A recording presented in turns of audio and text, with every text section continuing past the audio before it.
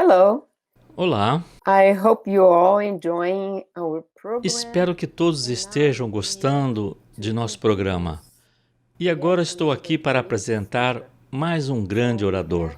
behalf of the Em nome da International Spiritual Associação Medicine Médico Association, Espírita I'm Internacional, honored tenho a to honra de introduce apresentar Dr. Rupert o Dr. Sheldrake, Rupert who Sheldrake, is que é internationally internacionalmente recognized reconhecido as a como scientist, cientista, writer, escritor and e lecturer. palestrante.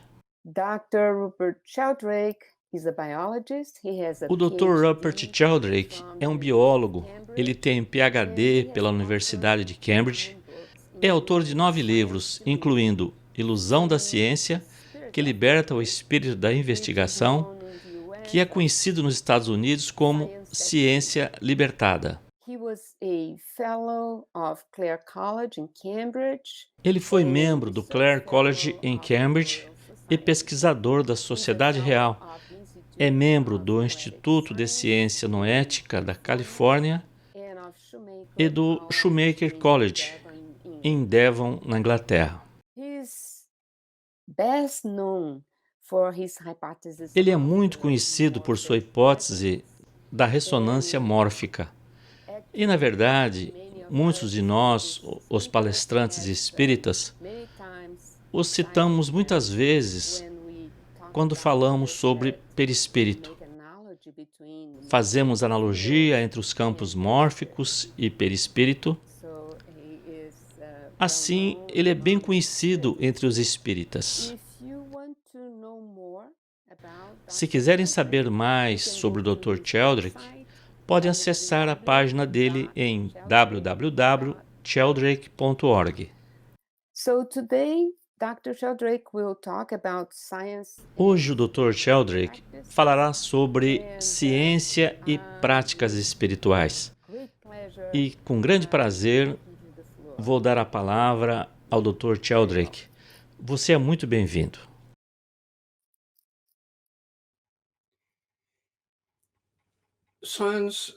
A ciência tem sido tradicionalmente considerada oposta à espiritualidade e à religião.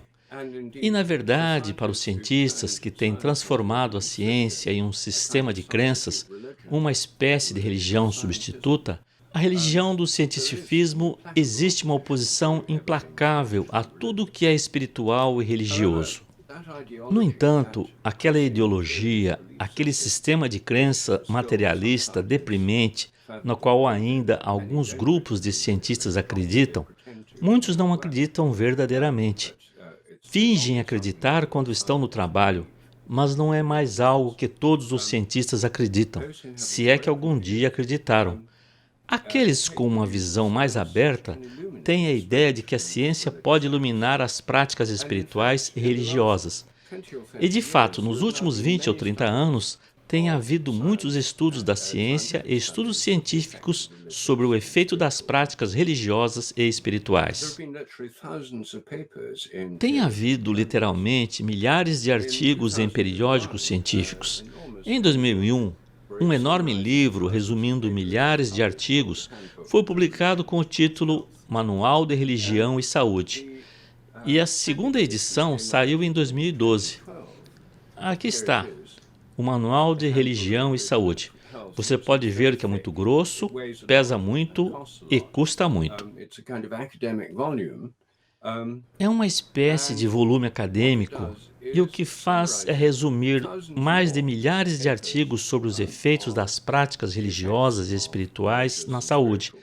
Basicamente, os resultados de muitos estudos em muitos países, publicados em muitas revistas respeitadas, mostram que as práticas espirituais e religiosas têm efeitos benéficos na saúde das pessoas. Pessoas que têm essas práticas são mais felizes, mais saudáveis e vivem mais do que aquelas que não têm. Isso deve significar que o oposto é verdadeiro. Pessoas que não têm práticas espirituais e religiosas são mais infelizes, menos saudáveis e vivem menos do que aquelas que têm. É por isso que acho que o ateísmo militante deveria vir com um alerta de saúde. Portanto, há muitos benefícios e, claro, muitas práticas espirituais diferentes. E como também sou um cientista e um investigador espiritual, eu mesmo, com uma série de práticas espirituais, em meus 2 livros mais recentes, juntei esses 2 lados de minha própria vida. E, na verdade, por meio desses estudos científicos, muitos cientistas estão agora juntando essas áreas. Publiquei 2 livros sobre esses assuntos. O primeiro se chama Ciência e Práticas Espirituais e abrange 7 práticas espirituais diferentes que foram investigadas cientificamente. Discuto as práticas, os estudos científicos delas e também sugiro, no final de cada capítulo, 2 maneiras simples pelas quais as pessoas podem tentar essas práticas por si mesmas. A sequência desse livro, o segundo livro que apareceu recentemente, em inglês chama-se Maneiras de Ir Além e Por que Funcionam. E nele trato de mais 7 práticas espirituais. Não tento cobrir todas as práticas espirituais concebíveis, mas apenas uma variedade ampla, o suficiente para mostrar quantas práticas existem e também o que os estudos científicos mostram. Não tenho tempo para discutir todas elas nesta palestra, mas o que farei é começar falando sobre gratidão. A gratidão é fundamental em todas as religiões. Todas elas envolvem orações, hinos, salmos, formas de agradecimento. Todas elas nos encorajam a sermos gratos e, na verdade, é claro, o comportamento humano civilizado normal nos encoraja a sermos gratos. Vocês sabem, as crianças são ensinadas a dizer obrigado quando recebem algo, porque é apenas educado reconhecer algo que recebeu. No ramo da psicologia chamado psicologia positiva, que estuda o que faz as pessoas felizes, ao contrário de grande parte da psicologia que estuda o que torna as pessoas infelizes, esses estudos sobre o que as deixava felizes mostraram que pessoas felizes geralmente são pessoas gratas. Pessoas que são gratas, que têm uma atitude de gratidão, são mais felizes e também mais populares. Isso talvez não seja muito surpreendente. O oposto de ser grato é dar as coisas como certas ou sentir-se no direito. E as pessoas que são assim frequentemente reclamam muito mais. Não é surpreendente que as pessoas que são ingratas, que não dizem obrigado, que sente que tem direito a tudo, é quem reclama muito, é menos popular e menos feliz que a pessoa grata. Agora, quando essas pesquisas mostraram que era esse o caso, pessoas felizes eram pessoas gratas. Os críticos da pesquisa disseram, bem, é claro que essas pessoas felizes são gratas porque estão felizes. Mas os pesquisadores decidiram descobrir se elas são gratas porque estão felizes ou felizes porque são gratas. Então fizeram um experimento. Seu experimento mais simples envolve dividir um grupo de pessoas em 3 subgrupos aleatoriamente. Um desses subgrupos é convidado a escrever uma lista de problemas que eles tiveram na semana anterior, coisas que os deixaram infelizes. O segundo grupo é convidado a escrever uma história sobre algo que aconteceu na semana anterior. E o terceiro grupo escreve uma lista de coisas que aconteceram na semana anterior pelas quais são gratos. Depois de vários dias, as pessoas que escreveram a lista de gratidão estão mensuravelmente mais felizes do que aquelas que pensaram em seus problemas ou que apenas escreveram uma história. A gratidão torna as pessoas mais felizes mensuravelmente mais felizes por dias. Uma coisa simples como fazer uma lista. O exercício de maior sucesso que esses cientistas desenvolveram em seus experimentos foi o que chamaram de carta de agradecimento. Eles pediram aos participantes que escrevessem uma carta para alguém que os ajudou em suas vidas e que eles nunca reconheceram adequadamente. Poderia ser um professor, um membro da família, um amigo. Então eles escreveram uma carta agradecendo-lhes pelo que haviam recebido e daí foram até aquela pessoa e leram para ela. E as pessoas que fizeram isso ficaram consideravelmente mais felizes por até 2 meses depois. Sentiram um efeito enorme por serem gratas. E isso é algo que podemos colocar em prática em nossas vidas diárias. Quer dizer, muitas pessoas já fazem isso. Eu mesmo rezo à noite e antes de começar minhas orações, agradeço por todas as coisas boas que aconteceram naquele dia e faço uma espécie de lista de coisas pelas quais sou grato. E isso é uma prática muito simples que qualquer um pode fazer. E se você ainda não faz isso, sugiro que experimente.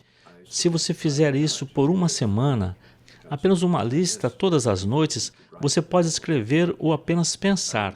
Acho que você começará a notar um senso de conexão muito mais forte e, como resultado, começará a se sentir mais feliz. Outra forma de expressar gratidão é muito tradicional em muitas sociedades tradicionais. As pessoas rezam juntas antes de comer, dão graças a Deus ou a qualquer espírito ou ser que reconhecem como o poder de onde vêm todas as coisas. Nas sociedades seculares modernas, muitas famílias pararam de fazer isso. Acham que é antiquado ou alguns membros da família são ateus ou têm visitas que pertenceram a outra religião. Não querem incomodá-los. Há todos os tipos de razões pelas quais as pessoas pararam de fazer isso, mas acho que é uma grande perda. Não custa nada e faz uma diferença real.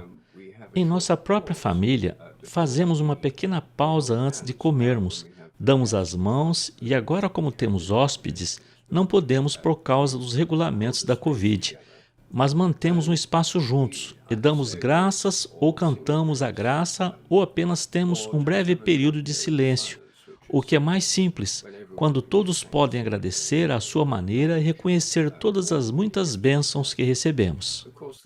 É claro, o tipo de agradecimento que você faz depende do seu sistema de crenças.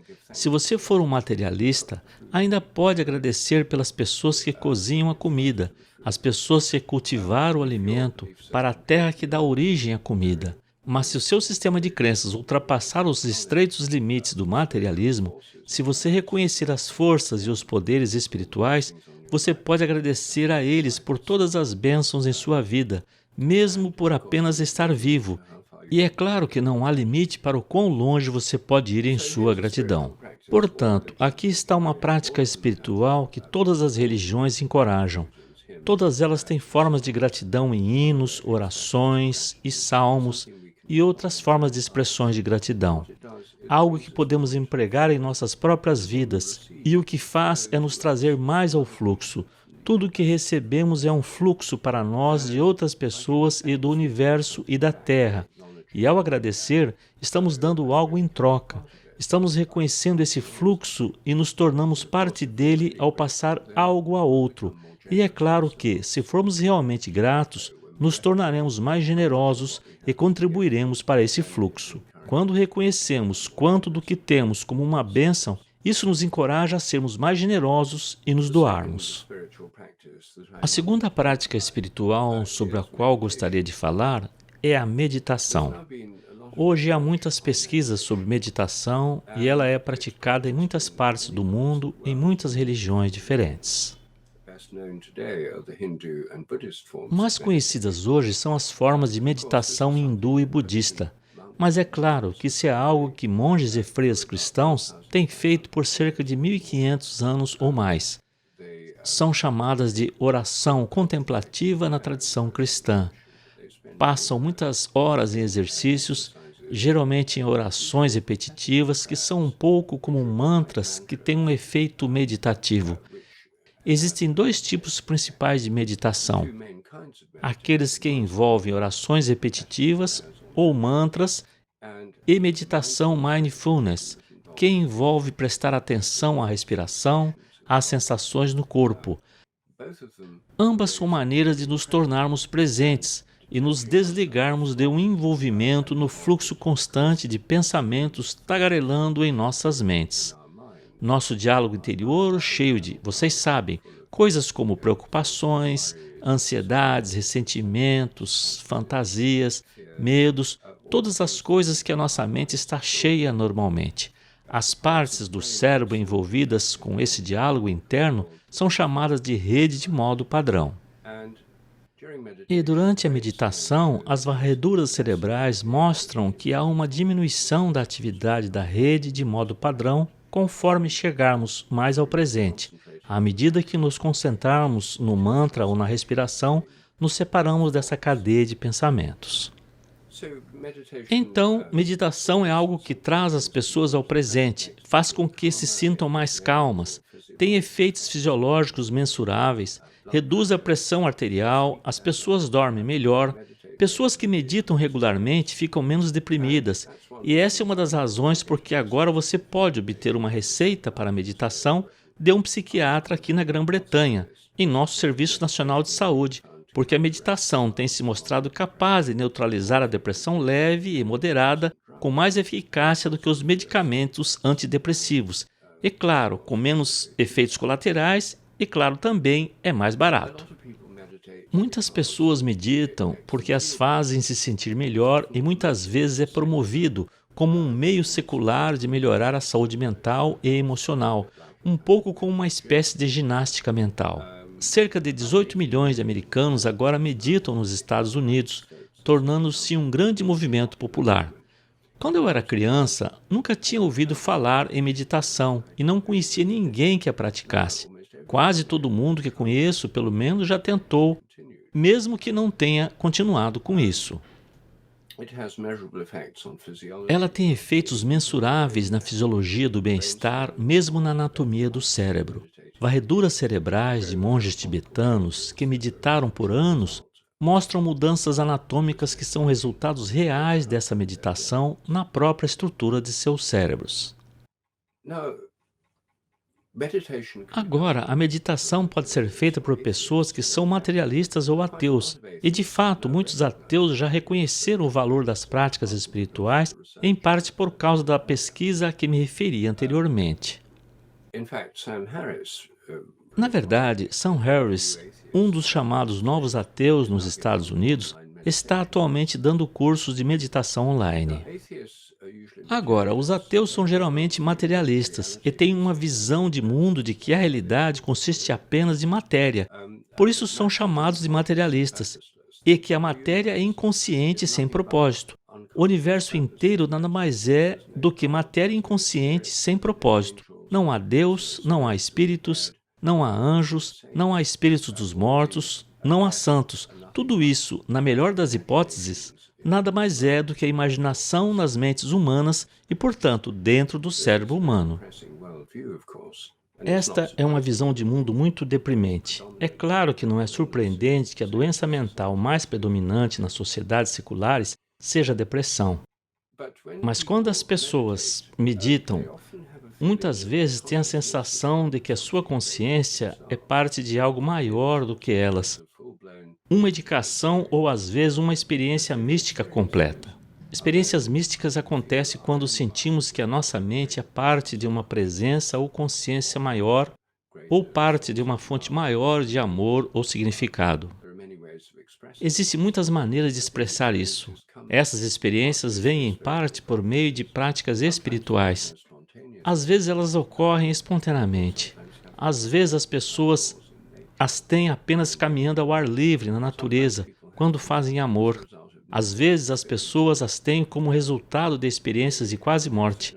Elas sofrem um acidente ou um ataque cardíaco, quase morrem.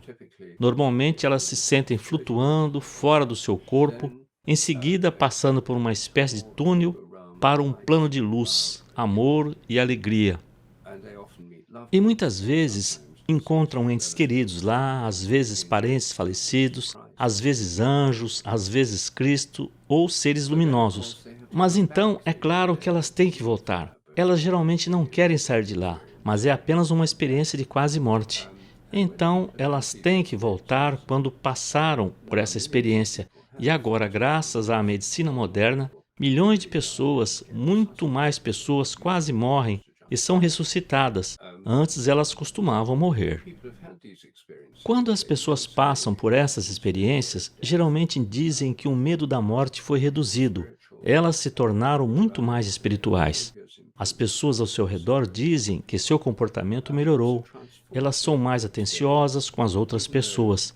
É uma experiência transformadora, embora a experiência real possa durar objetivamente apenas alguns minutos. Portanto, as experiências místicas são bastante comuns e quando as pessoas as têm, sentem que são parte de algo maior do que elas.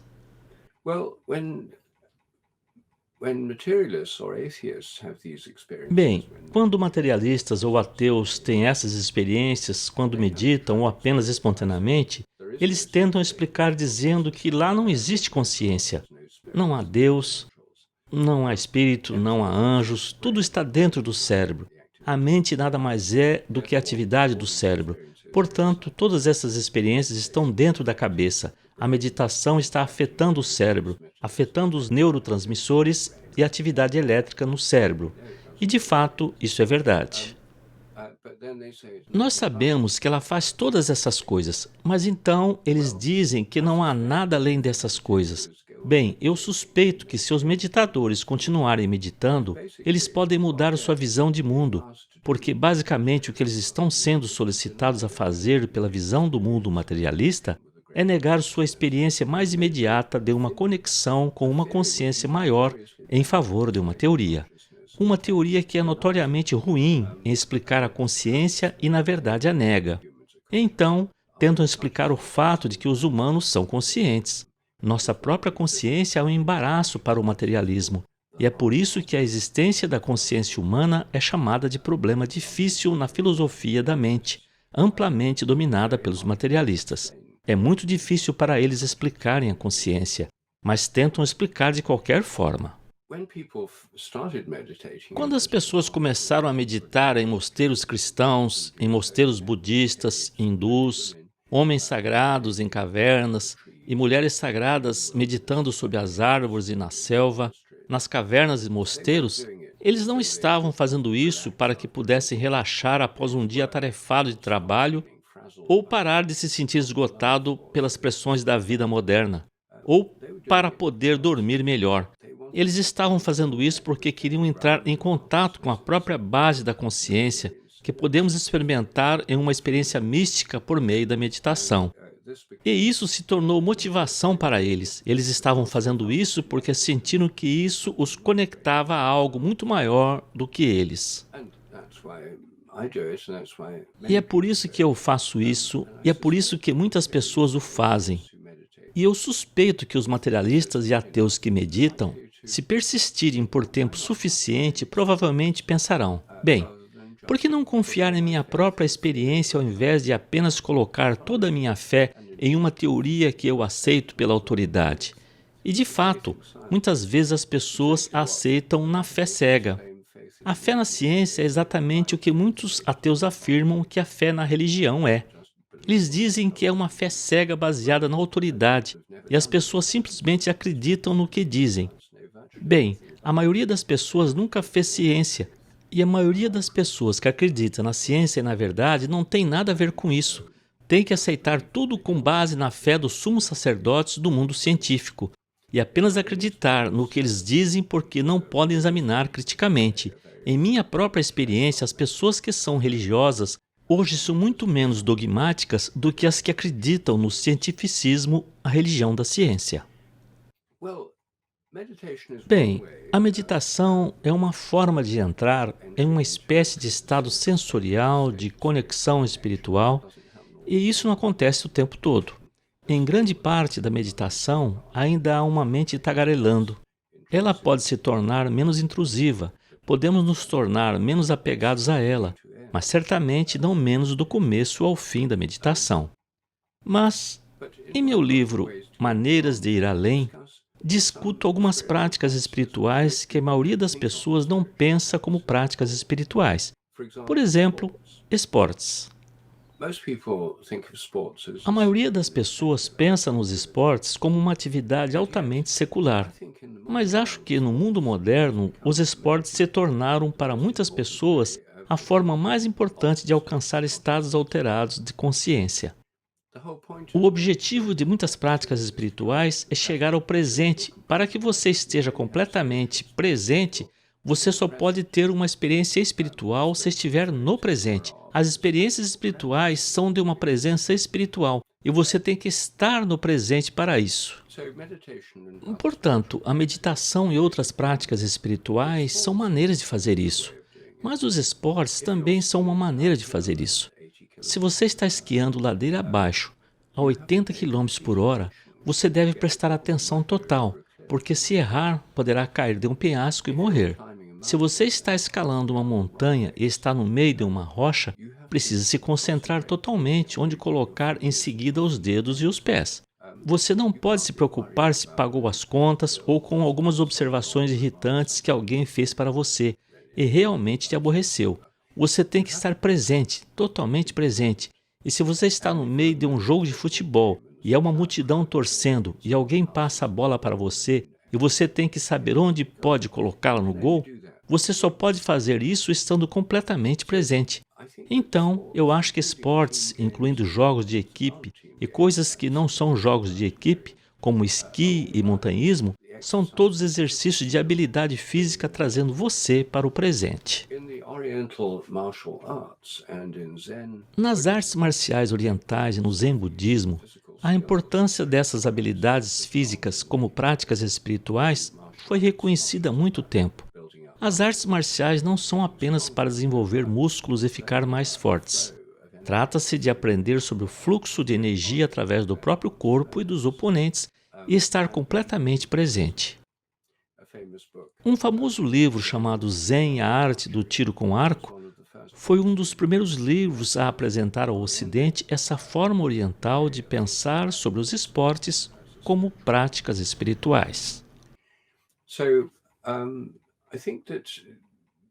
Portanto, acho que uma das maneiras pelas quais podemos realmente desmistificar o plano espiritual é reconhecer que, na verdade, para muitas pessoas, mesmo aquelas que dizem não terem nenhuma crença religiosa, os esportes estão cumprindo uma função espiritual importante.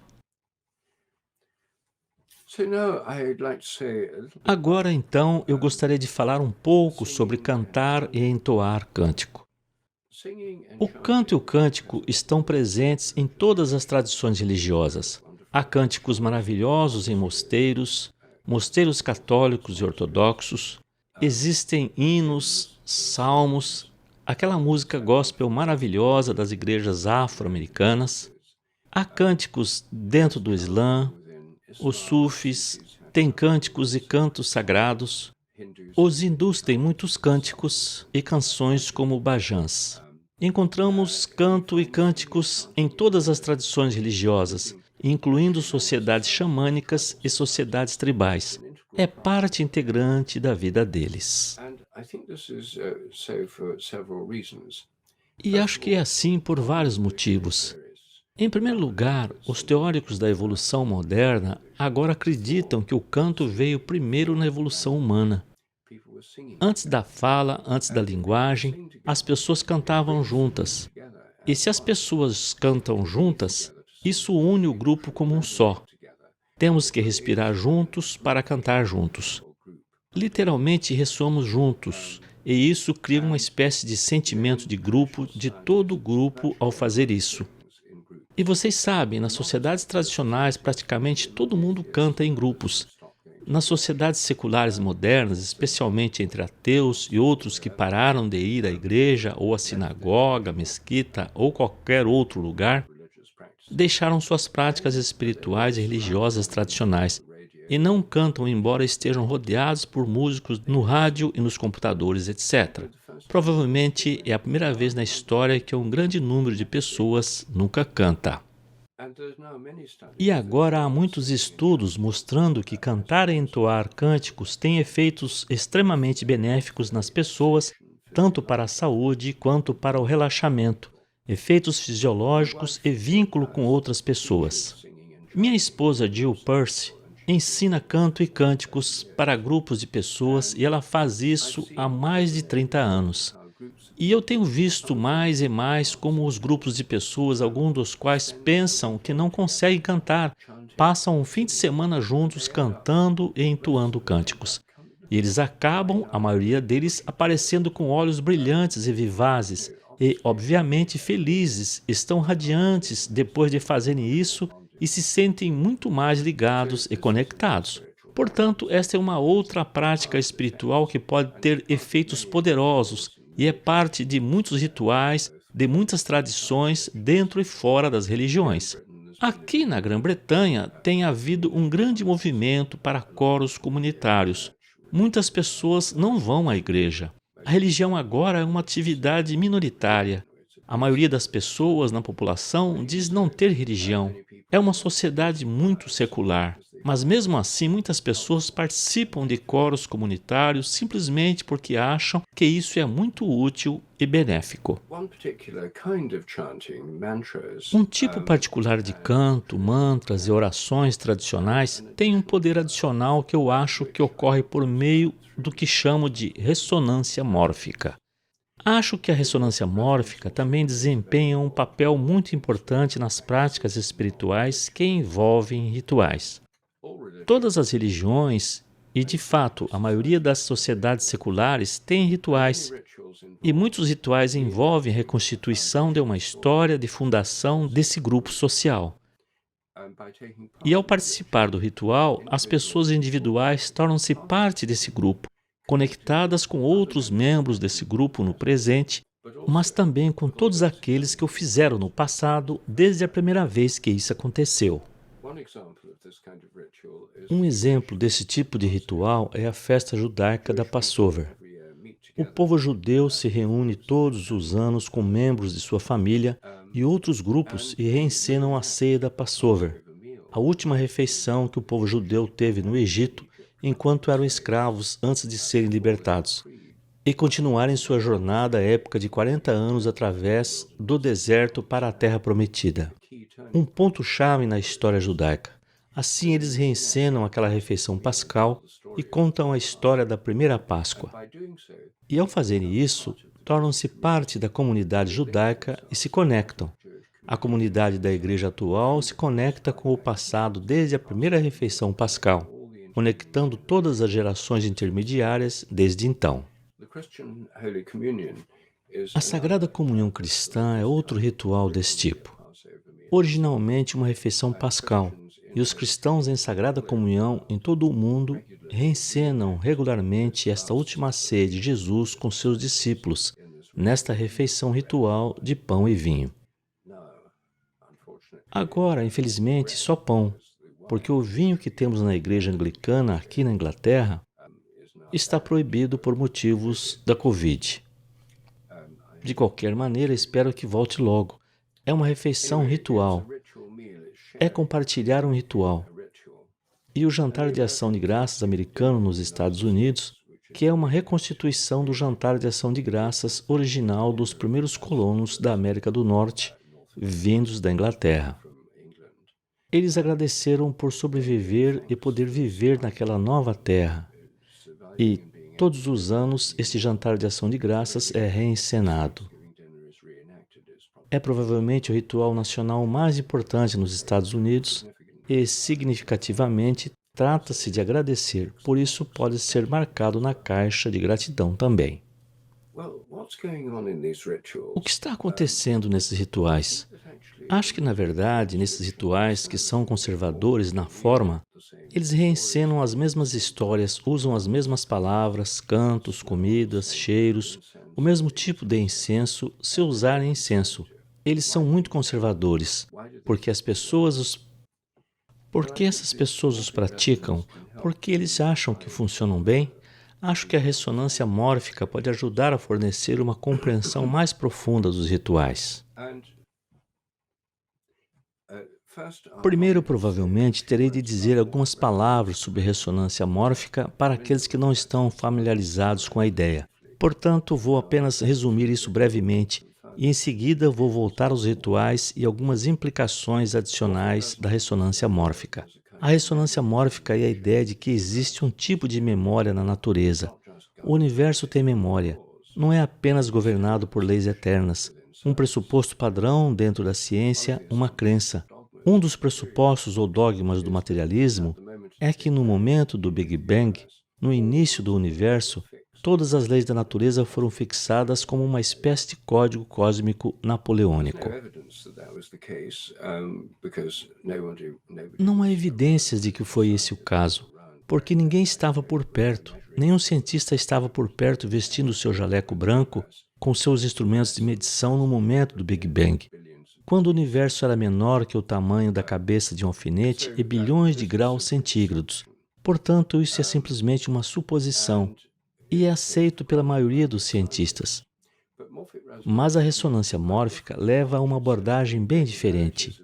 Disse que as regularidades da natureza são mais como hábitos do que leis, e hábitos podem evoluir, e, portanto, há uma evolução dos hábitos da natureza, bem como da própria natureza, em vez de se pensar toda a natureza evoluindo sob o aspecto de leis fixas.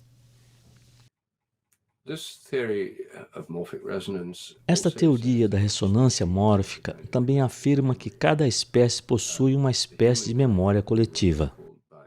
A memória coletiva humana foi chamada por Jung, o psicólogo do inconsciente coletivo.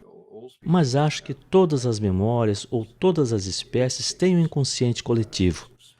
Os instintos dos pássaros, aranhas e de todos os tipos de animais são uma espécie de memória coletiva, da maneira como seus ancestrais se comportaram e responderam aos desafios. Todos nós recorremos à memória coletiva e, por sua vez, contribuímos para ela. A ressonância mórfica funciona com base na similaridade. Quanto mais semelhante for o padrão da atividade ressonante dentro de um sistema auto-organizado, como uma planta, um animal, uma molécula, um cristal, uma galáxia, um sistema solar, uma estrela, um planeta, quanto mais semelhante o padrão de atividade do sistema auto-organizador for para um anterior, então maior a ressonância, maior a memória, mais forte a memória. Todos os membros da espécie são bastante semelhantes entre si, por isso você os reconhece como membros de uma espécie para que todos contribuam para a memória coletiva. Os membros da família são mais parecidos do que qualquer outra pessoa, por isso têm uma contribuição maior. Ancestrais e membros da família têm uma contribuição maior para a memória coletiva da família ou do indivíduo dentro da família do que outros, e a semelhança é a chave aqui. Acho que essa memória comum, o que você e eu lembramos, como nos lembramos, do que fizemos ontem, ou onde passamos as férias, ou como nos lembramos das palavras em inglês ou português, ou espanhol, ou francês, ou qualquer outra língua que falamos, todos esses tipos de memória e memórias de habilidades como andar de bicicleta, escrever, caligrafia, todos esses tipos de memórias, acho que são reforçados pela memória coletiva. Mas acho que nossas memórias individuais também dependem da ressonância. Se você pensar que é mais semelhante a mim no passado, a resposta sou eu. Sou mais parecido comigo, e você é mais parecido com você no passado do que com qualquer outra pessoa. Isso significa que a ressonância mais específica do passado que atua sobre nós vem de nós mesmos, e acho que é assim que a memória normal funciona. Acho que nossos cérebros são mais como receptores de TV, sintonizados em nossas memórias do que como gravadores de vídeo que as armazenam como traços físicos no cérebro. A teoria materialista oficial é que as memórias são armazenadas como traços materiais no cérebro, mas essa teoria não teve muito sucesso. As tentativas de encontrar vestígios de memórias falharam repetidamente, como mostro na discussão em meu livro Ilusão da Ciência, que é chamado nos Estados Unidos de Ciência Libertada, e tem diferentes títulos em português, francês e espanhol.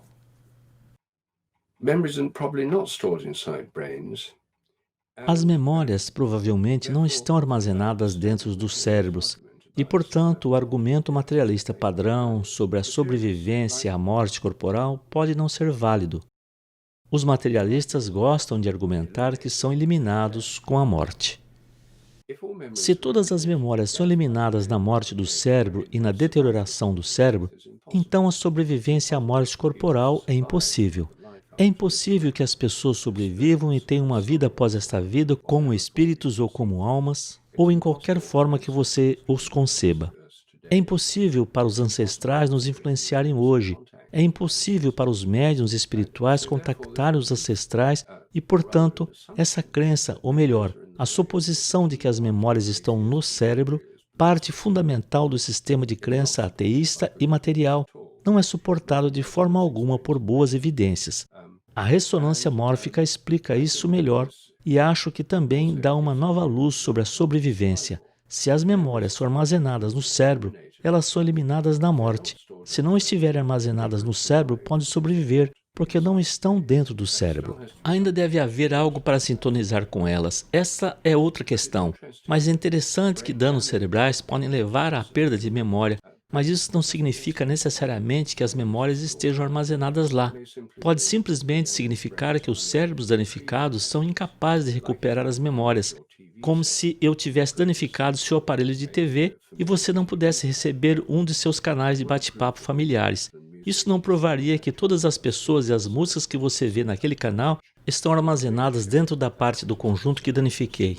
Isso simplesmente mostraria que essa parte está relacionada com a recepção ou sintonia das transmissões. Então eu acho que a evidência de sobrevivência à morte corporal é uma questão em aberto. Cientificamente não está encerrado pela suposição de que as memórias estão no cérebro, porque isso é apenas uma suposição. Agora, voltando às práticas espirituais e rituais, o que acontece nos rituais é que as pessoas reencenam o ritual da forma mais semelhante possível, da maneira como ele foi feito antes. O mesmo tipo de cânticos, o mesmo tipo de música, o mesmo tipo de gestos e assim por diante.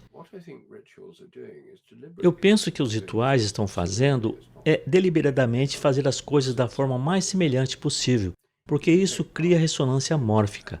Se você participa de um serviço de comunhão sagrada, ou de um serviço tradicional de casamento, ou qualquer outro tipo de ritual, você entra em ressonância com aqueles que participaram de rituais semelhantes no passado.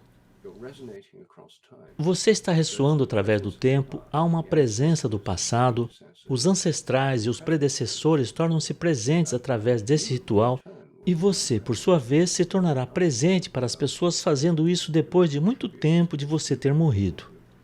Você contribuirá para esse grupo de pessoas que compõe o campo mórfico desse ritual que passa por ressonância mórfica e atinge quem dele agora participa. Então, acho que a ressonância mórfica pode ajudar a iluminar rituais. E rituais, no final, são sobre conexão.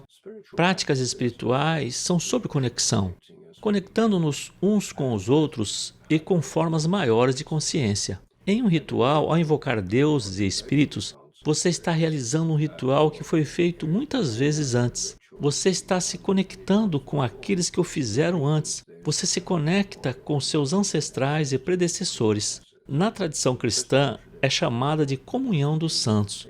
Você se torna parte do que o livro de orações em inglês chama de companhia abençoada de todas as pessoas fiéis. Você está ligado a todos aqueles que partiram antes de você estar conectado.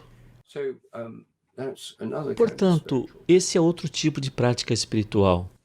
Agora, eu acho que os ancestrais e aqueles que nos precederam desempenham um papel particularmente importante na saúde e na cura. E eu sei que este é um dos tópicos em que muitas pessoas que estão ouvindo esta palestra estão interessadas. E eu não sou de forma alguma um especialista em cura espírita. Portanto, não posso falar especificamente sobre suas preocupações ou interesses particulares. No entanto, penso que os princípios gerais da ressonância mórfica significam que os hábitos construídos no passado por nossos ancestrais e pelas famílias das gerações passadas de nossas famílias têm uma influência sobre nós no presente por meio da ressonância mórfica, pelo hábito, e esses efeitos podem ser muito grandes. Tenho visto isso na prática, principalmente por meio do trabalho da terapia familiar de constelação sistêmica. Minha esposa Jill Pearce faz isso há muitos anos. Ela é terapeuta e monta constelações e já vi muitas delas em ação. e devo dizer que os achei extremamente impressionantes. Também estive em alguns liderados por outros consteladores familiares, como Bert Hellinger e Sophie Hellinger, e pessoas em outros aspectos do trabalho de constelações familiares. Eu penso que o que está acontecendo lá é que o ambiente de toda a família é uma espécie de campo. Bandos de pássaros têm um tipo de campo que mantém os bandos se movendo.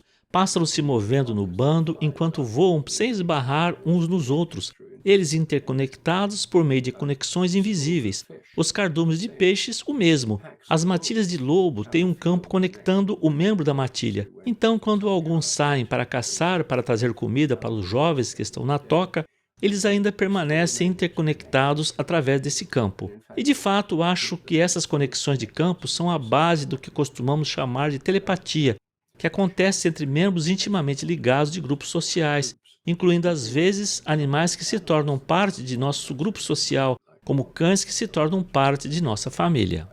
Eu escrevi um livro chamado Cães, que sabe quando seus donos estão voltando para casa, sobre cães que pegam as intenções de seus donos. Eles sabem quando estão voltando em experimentos que mostramos que isso não é apenas uma questão de rotina ou sons familiares, mas acontece mesmo quando as pessoas vêm em horários selecionados aleatoriamente em veículos desconhecidos, quando ninguém em casa sabe quando eles estão vindo. O cachorro apanha suas intenções à distância. O campo é uma área de interconexão que molda a maneira como as pessoas se relacionam.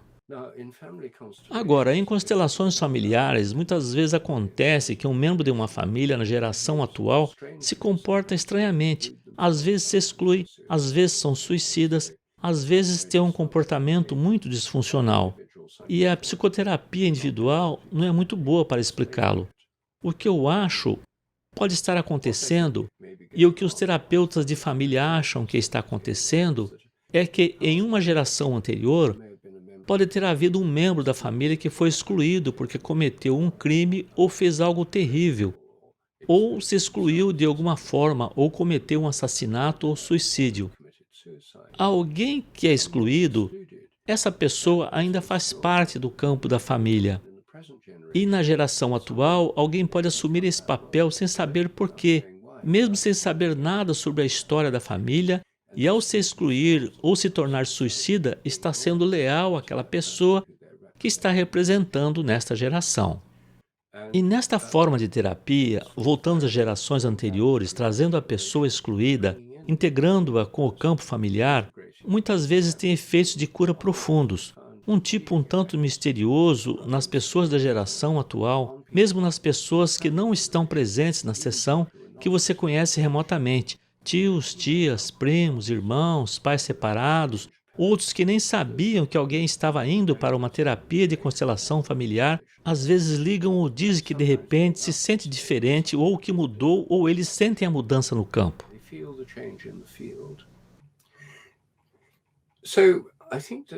Então, penso que o que aconteceu no passado, o que aconteceu com os ancestrais, o que aconteceu na história no passado, pode definitivamente influenciar as pessoas agora. E dentro da ciência costumava ser negado que poderia haver qualquer influência, mesmo através da propagação sexual, pois eles pensavam que apenas os genes podem ser herdados e os genes são todos fixos e não podem ser alterados no curso da experiência. Entretanto, agora sabemos que a herança epigenética permite a herança de caracteres adquiridos. Experiências de gerações anteriores podem ser transmitidas epigeneticamente, através do espermatozoide e dos óvulos, e acho que também por ressonância mórfica. Então, acho que há duas coisas pelas quais eles podem ser transmitidos. Há as modificações químicas epigenéticas dos genes, há o efeito da ressonância mórfica das gerações anteriores. E claro, também há histórias e mitos e coisas que eles podem ouvir sobre as gerações anteriores conscientemente e que influenciam as pessoas. E às vezes a cura depende do restabelecimento desse vínculo saudável com o passado. E imagino que muitas curas espíritas possam se enquadrar nessa categoria. E ao contatar pessoas de gerações anteriores que já morreram, esse contato com ancestrais, ou com pessoas que vieram antes, pode ter um efeito de cura, porque eles podem continuar a influenciar mesmo que estejam mortos.